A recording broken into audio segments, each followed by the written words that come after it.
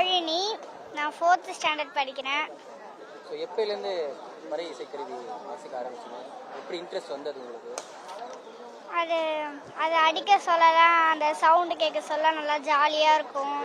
அப்படியே அடிச்சுட்டே ஆட சொல்ல நல்லாயிருக்கும். அதனால் எனக்கு இன்ட்ரெஸ்ட் வரதுனால நானும் ஆடுறேன். எந்த வயசுலேருந்து கற்றுட்டு இந்த மாதிரி ஆடி? நான் ஒரு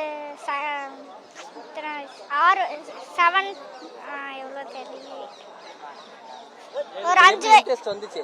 யாரை பார்த்து இன்ட்ரெஸ்ட் வந்துச்சு உங்களுக்கு இந்த மாதிரி?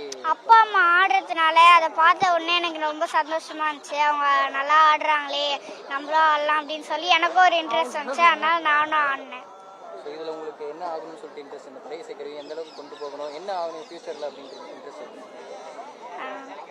நான் அந்த படிப்பையும் எடுத்துப்பேன், இந்த பறையும் எடுத்துப்பேன். இது ரெண்டுமே எனக்கு பிடிக்கும்.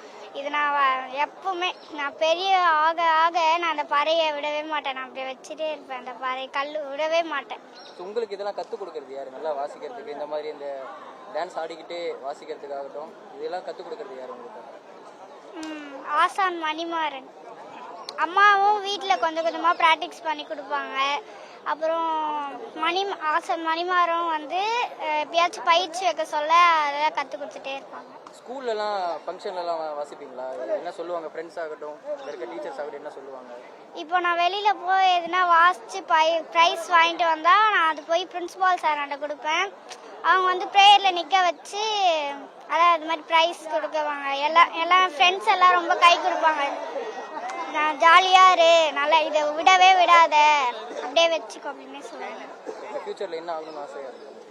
நான் டீச்சர் ஆகணும் அப்படின்னு சொல்லி